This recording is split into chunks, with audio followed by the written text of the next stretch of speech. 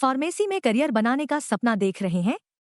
JS. Singh institute of pharmacy Sitapur में 2025 के लिए डी फॉर्म, बी फॉर्म और एम फॉर्म में एडमिशन शुरू हो गए हैं।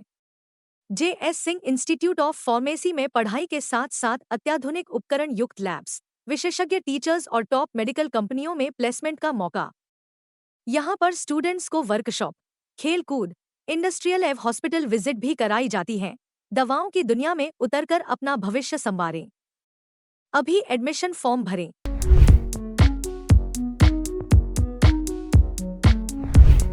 नमस्कार, आप देख रहे हैं आई इंडिया और मैं हूं डॉक्टर पंकज सिंह गौर। नमस्कार, मैं अर्पित शुक्ला। तो आज बात करेंगे सीतापुर की नगर पालिका परिषद महमूदाबाद में हो रहे उपचुनाव की। जी हां, यहां पर अध्यक्ष पद पर उपचुनाव हो रहा है। अभी तक जो अध्यक्ष थे मोहम्मद अहमद समाजवादी पार्टी के, उनका असामयिक निधन हो गया, जिससे ये पद रिक्त हो गया। समाजवादी पार्टी और भारतीय जनता पार्टी ने यहां पर पूरी ताकत झोंक दी है, लेकिन निर्दलियों ने यहां पर काम बिगाड़ने का काम किया है, अगर ये माना जाए। आज नामांकन की जो है वापसी का दिन था। सबकी निगाहें इस बात पर लगी थी कि कौन कौन नामांकन यहां पर बचते हैं, कौन मैदान में बचता है। फिलहाल 16 ऐसे प्रत्याशी थे जिन्होंने नामांकन किया था, लेकिन अब सिर्फ 10 प्रत्याशी यहां पर बचे हैं। कौन कौन बचे हैं, कौन किस दल से है, तो हमारे महमूदाबाद के संवाददाता हमारे साथ हैं, वो हमें बताएंगे। पहले दर्शकों के लिए कि महमूदाबाद का जो रोचक चुनाव होने जा रहा है, उपचुनाव, तो यहाँ पर अब किनके बीच में मुकाबला है। अब चूंकि सिर्फ अब यहाँ पर चुनाव चिन्ह का आवंटन रह गया है। आज तक सबकी निगाहें इसलिए लगी थी कि यहाँ पर कितने ऐसे लोग हैं जो अपने पर्चे को वापस ले लेते हैं। इस पर भी बहुत प्रभाव डाला गया, कुछ लोगों पर कार्रवाइयाँ भी हुई, लेकिन जो डटे हैं मैदान में वो डटे हैं। तो अर्पित, जरा बताइए कि महमूदाबाद का हाल बताइए, कितने प्रत्याशियों के बीच अब यहाँ मुकाबला होना है। जी सर, वैसे तो आपको बता दें कि आज वापसी का समय था कि यदि कोई चुनाव में वापस जाना चाह रहा है तो आज की वह तिथि निर्धारित थी, जिसमें 6 लोगों ने जो है वापसी की है नामांकन की। अंकुश राज विश्वकर्मा जो भारतीय जनता पार्टी से टिकट मांग रहे थे और फिलहाल उन्होंने वापसी कर ली है। साथ ही साथ तस्नीम बानो, प्राची पटेल जो निर्दलीय प्रत्याशी अतुल वर्मा की पत्नी भी थी, बीजेपी से टिकट मांग रही थी, उनकी भी वापसी हुई है।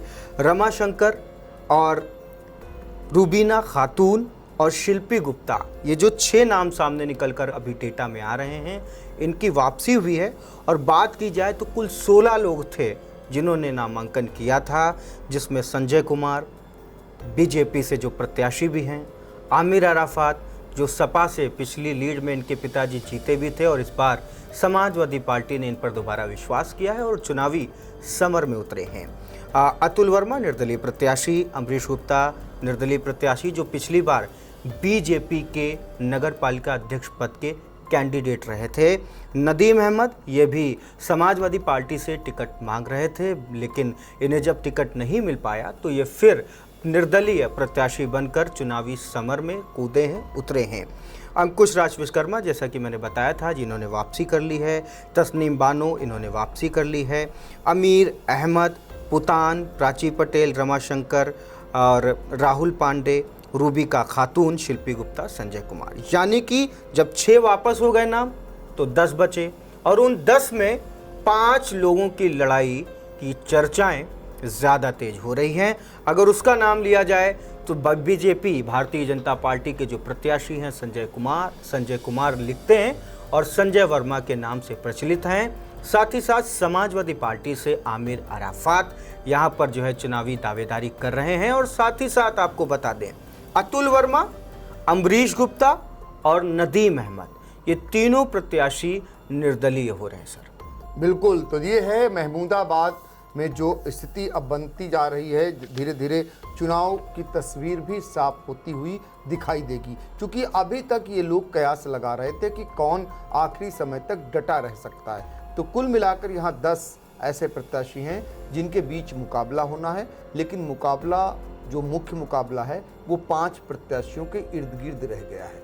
सबकी निगाहें इस बात पर लगी हुई हैं कि यहाँ इस बार दलीय प्रत्याशी कोई करिश्मा करेगा या फिर निर्दलीय। और निर्दलीय अगर किसी का काम बिगाड़ेंगे तो किसका कौन काम बिगाड़ेगा, चूंकि सब में भीतरघात होना है।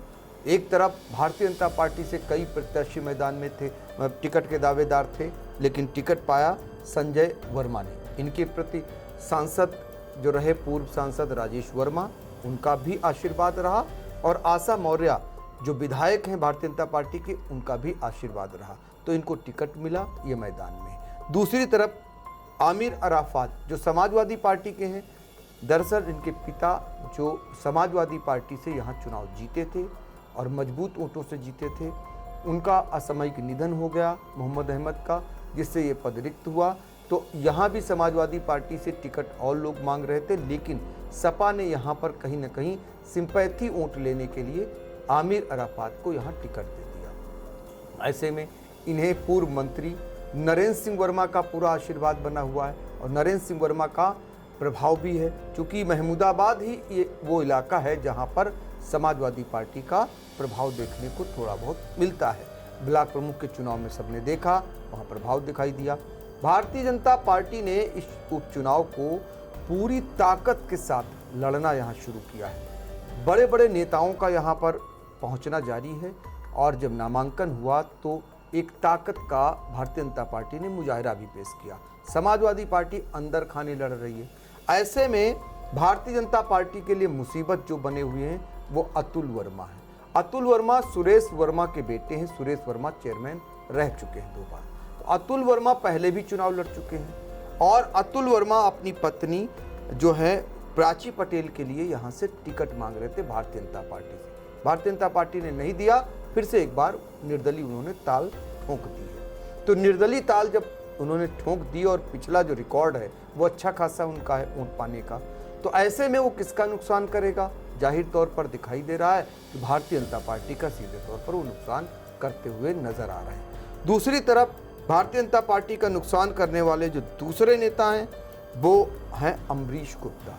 अमरीश गुप्ता कभी किंग मेकर रहे हैं नगर पालिका चुनाव के। उन्होंने अपने खास को निर्दलीय अध्यक्ष बनाने में सफलता पाई थी, तो अमरीश गुप्ता का भी प्रभाव है। उनके लिए भी ये माना जा रहा है कि वो भी सीधे तौर पर नुकसान अगर किसी को करेंगे तो भारतीय जनता पार्टी को करेंगे।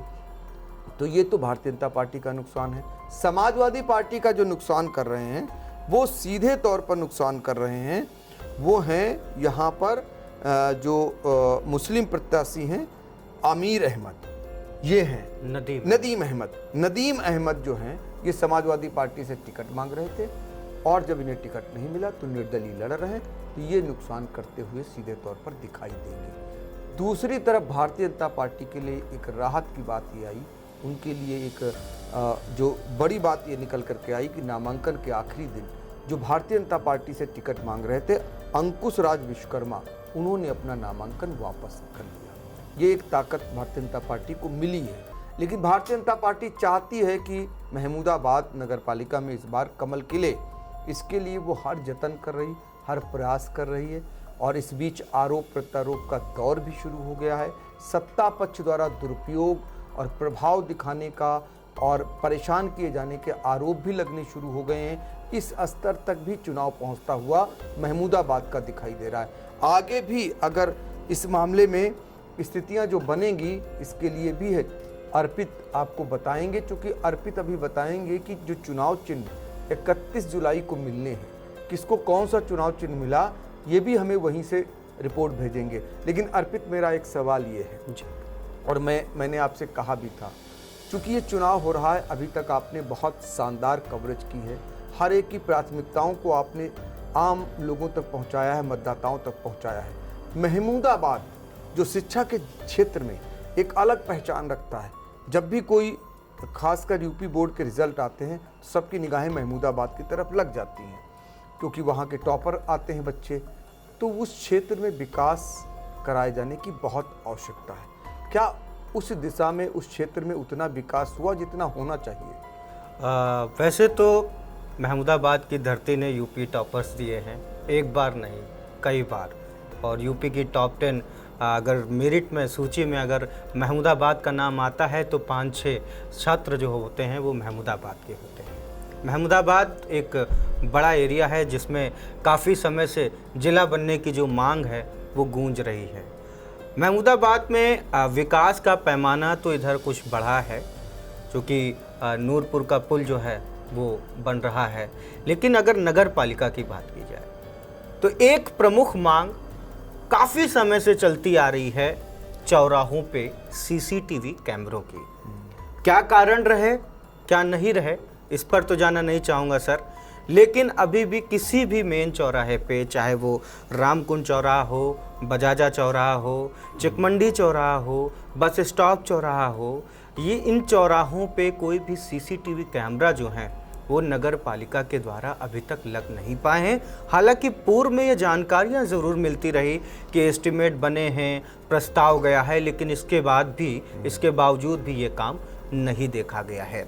और दूसरी चीज़ सर, सबसे बड़ी चीज़ है, चूँकि Mahmudabad is a educational hub, ये एजुकेशनल हब है। इंटर कॉलेजेस की बात की जाए तो सर दर्जनों से ज़्यादा जो संख्या है वो फेमस स्कूल्स की है, पैसा संख्या ज़्यादा है।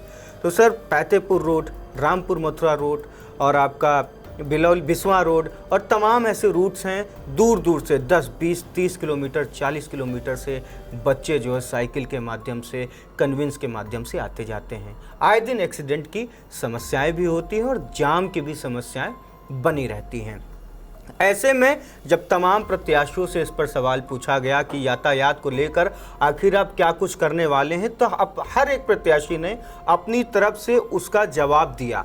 लोगों का कहना है कि फल मंडी अलग लगा देंगे, सब्जी मंडी अलग लगा देंगे, अतिक्रमण ज़्यादा ना हो, हैवी वाहनों को रोकने की व्यवस्था करेंगे, पार्किंग की व्यवस्था करेंगे। लेकिन अभी महमूदाबाद में यदि किसी भी आम जनमानस के घर में कोई बीमारी आ जाती है तो शायद उसको जल्दबाजी में वो अस्पताल ना पहुंच पाए, क्योंकि काफ़ी रश, काफ़ी ट्रैफिक देखने को मिलता है। कमर्शियल वाहन जो बहराइच रोड है उधर की ओर जाते हैं, सीतापुर का रूट है, लखनऊ का रूट है, तमाम रूट्स हैं जिससे कमर्शियल वाहन फंस जाते हैं, बड़ी गाड़ियां फंस जाती हैं, छोटी गाड़ियां फंस जाती हैं और कभी कभी एम्बुलेंस भी उसका शिकार हो जाती है। प्रमुख मुद्दा बिल्कुल सीएचसी महमूदाबाद की अगर बात की जाए तो सीएचसी महमूदाबाद के गेट बस स्टॉप से अगर आप उधर की तरफ जाएंगे तो आपको सड़कों पर ही सब्जी मंडी लगते हुए दिख जाती है।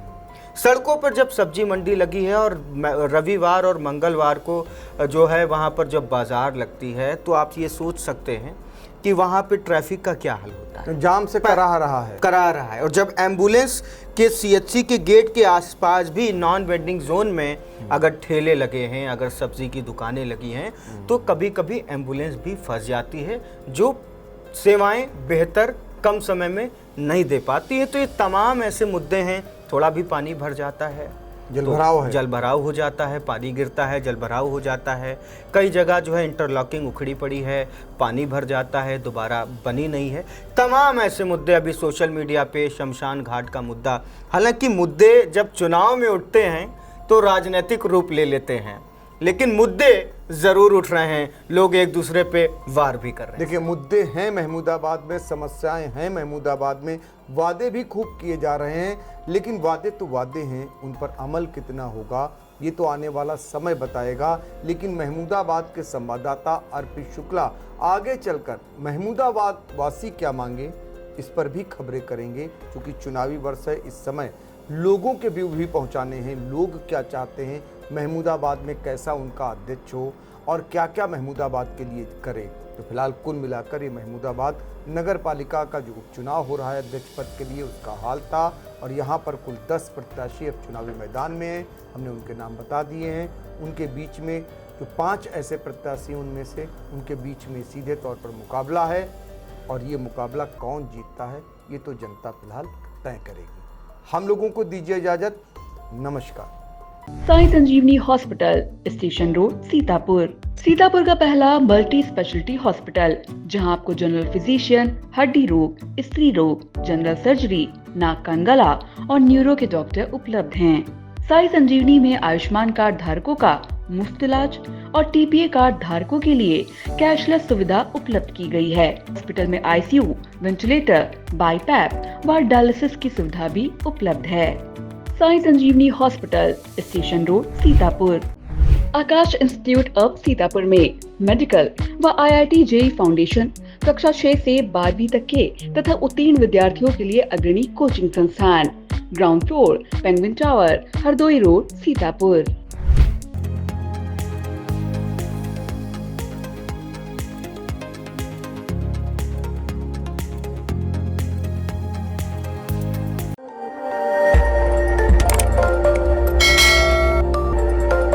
खबर आपकी, नजर हमारी। देखते रहिए आई इंडिया।